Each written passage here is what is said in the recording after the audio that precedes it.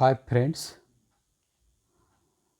in today's lecture we are going to discuss methods for determination order of reaction. Friends, first of all I would like to clear one thing to all of you. Today's lecture is common lecture for the SYBSc and TYBSc chemistry students.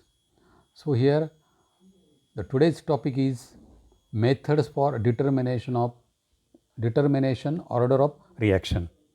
So already we have discussed the order of reactions. So here all of you know that the sum of the reacting molecules, atoms, ions or radical whose concentration changes appreciably during the chemical reaction, that sum is called as the order of reaction. Or here we can say that the sum of the powers of concentration term in the rate law expression is called as the order of reaction. So here when n is equal to 0, then it is a 0 order reaction, n is equal to 1, first order reaction, n is equal to 2, it is a second order reaction, n is equal to 3, it is the third order reaction. So here all of you know that order of reaction, it is an experimental quantity, and here it varies with the experimental condition, that is a change in concentration, pressure and the temperature. Order of reaction indicates or throws light on the mechanism of chemical reaction. Order of reaction, it may be integral, it may be fractional or zero value. So here rate of chemical reaction can be evaluated from the order of reaction. So methods for determination of order of reaction. So here there are several methods are used to determine the order of reaction. In today's lecture we are going to discuss only 4 methods.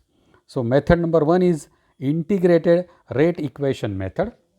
Second method is the graphical method. Third one is the half-life method, and the fourth one is the differential method. These 4 methods are included in the SYBSc as well as the TYBSc syllabus. That's why here we are going to discuss these 4 methods only. The role of each reactant is important in determining overall order of the reaction. The order of reaction with respect to each reactant is determined. So here let us consider one by one method. So the first method is the integrated rate equation method. So here in the integrated rate equation method, the concentration of reactants or products are obtained at different time interval during the course of the reaction experimentally.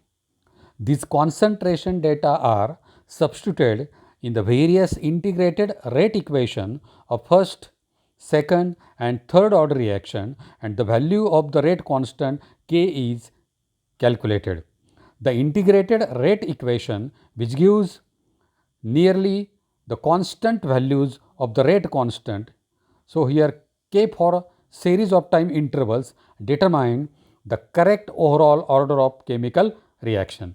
So here let us consider one by one. Suppose here if we determine the A is the initial concentration, then A minus X concentration of the reactant after time t, then here substitute this data one by one. So here first substitute the data in the first order expression, that is a K1 is equal to 2.303 divided by T log of A upon A minus X. If all the values of K1s are constant, then we can say that it is a first order reaction. If the values of the K1s are not constant, then here we have to substitute the data in the second order reaction. Again there are two expressions for the second order: equal initial concentration and unequal initial concentration. If the value of the K2s are constant, then here we can say that it is a second order reaction. If the values are not constant, then here we have to substitute the data in the third order reaction. So here in this method, one equation after other undergoes trial till the correct equation is known, as these methods involve the trial of different equation, it is usually called bit and trial method. This method has certain limitations. So, the first limitation is method can be used for simple reaction only and not for complex reaction. This is the first limitation. Second limitation is in this reaction the reaction should be studied over wide time interval. So, these are the two limitation of the first method, that is the integrated rate equation method. So, this is the first method for the determination of the order of reaction. Then let us consider the second method, and the second method is the graphical method. In the graphical method, the advantage of the graphical method over the other method is that in one graph both the reaction order and the rate constant can be determined. The integrated rate law expression of a different order can be arranged in terms of equation of the straight lines. So, once again let us consider one by one. For the first order reaction, or here A gives product. So, here we can determine the reaction order by considering whether the graph of the data fit one of the integrated rate equation. So, here for first order, all of you know that the first order equation K1 is equal to 2.303 divided by T log of A upon A minus X, or K1 is equal to 1 upon T ln A upon A minus X. This equation can be rearranged in this way: ln A upon A minus X is equal to K1 into T. This is the form of the equation y is equal to mx. So, here plot the graph of ln A upon A minus X versus T. So, here this is the nature of the graph. So, here the graph is straight line passing through the origin. So, here if ln A upon A minus X is plotted against T, if the straight line is result, then corresponding reaction is of the first order. However, if the straight line is not result, the reaction is not first order. Then here in case of the second order reaction, so again there are two expressions. Let us consider one by one. So, number one is equal initial concentration, and the expression is K2 is equal to 1 upon AT x upon A minus X. This can be rearranged in this way: 1 upon A minus X is equal to K2 into T plus 1 upon A. Again this is the y is equal to mx plus c. Plot the graph of 1 upon A minus X versus T. If the nature of graph is straight line, or here if we get the straight line, the reaction is of second order. However, if the straight line is not a result, the reaction is not second order. If we consider the expression for velocity constant for the equal initial concentration, then here let us consider the expression for the velocity constant with the unequal initial concentration. So, the expression is K2 is equal to 2.303 divided by T in bracket A minus B log of B into A minus X divided by A into B minus X. So, here the graph between log of B into A minus X divided by A into B minus X versus T, the graph is plotted. If the nature of the graph is straight line, then here we can say that the order of reaction is 2. If the nature of the graph is not straight line passing through the origin, then here the reaction is not second order reaction. Similarly, here if we consider the third order reaction, so here the expression for the third order reaction, that is the velocity constant for the third order reaction, K3 is equal to 1 upon twice T A square in bracket x twice A minus X divided by A minus X bracket square. So, here rearranging the equation, that is at twice K3 into T plus 1 upon A square is equal to 1 upon A minus X bracket square. Again this is the form of the equation y is equal to mx plus c. So, here let us plot the graph of 1 upon A minus X bracket square divided by T. Again here if the nature of the graph is straight line, then here we can say that the order of reaction is the 3, or if the nature of the graph is not straight line, then order is not equal to 3. So, here in the second method, that is the graphical method, by plotting the graph, here we can determine the order of reaction. So, the second method is the graphical method. So let us consider the third method for the determination of order of reaction, and the third method is the half-life method. So in the half-life method, two separate experiments are performed by taking different initial concentration of reactant. The progress of the reaction in each case is recorded by analysis. When the initial concentration is reduced to 1/2, the time is noted, that is a half-life period. Let the initial concentration in the two experiments be A1 and A2. That is A1 is the initial concentration in the experiment number 1, and A2 is the initial concentration of the reactant in the experiment number 2, while the time for the completion of half change are T1 and T2 respectively. That is T1 is the half-life period for the experiment number 1, and T2 is the half-life period for the experiment number 2. So we know that when we consider the first order, second order and third order reaction and their half-lives, so here half-life period of the first order reaction, it is equal to 0.693 divided by K1. That means here half-life period of the first order reaction is independent of the initial concentration, that is A.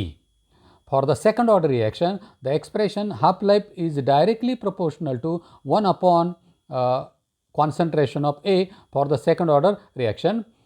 Then here for the third order reaction, half-life is directly proportional to 1 upon concentration of A raised to 2 for the third order reaction. Likewise, here for the nth order reaction, half-life is directly proportional to 1 upon concentration of A raised to n minus 1 for the nth order reaction. Substituting these values of initial concentration and half-life periods from the two experiments, we have T1 is directly proportional to, T1 means the half-life period for the first experiment. So T1 is directly proportional to 1 upon concentration of A1 raised to n minus 1.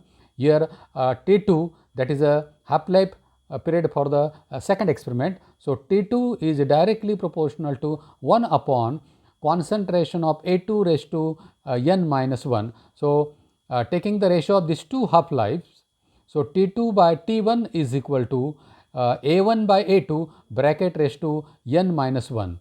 On taking the log of both sides, here you can write n minus 1 log of concentration of A1 by A2 is equal to log of T2 by T1. So solving this equation for n, we get the expression n is equal to 1 plus log of T2 by T1 divided by log of A1 by A2. So here with the help of this expression, we can find out the order of reaction. So here we have to substitute the values of A1, A2, T1, T2 in the above formula and obtain the order, that is n for the chemical reaction. Many times the value of the order comes out a fraction, but it is near to an integer. For example, the value is 1.87, then it is equal to 2, or if the values is equal to 1.21, then it is equal to 1. In such cases, the nearest whole number integer gives the order of reaction. So this is the third method for the determination of order of reaction. Then the last method, that is a differential method.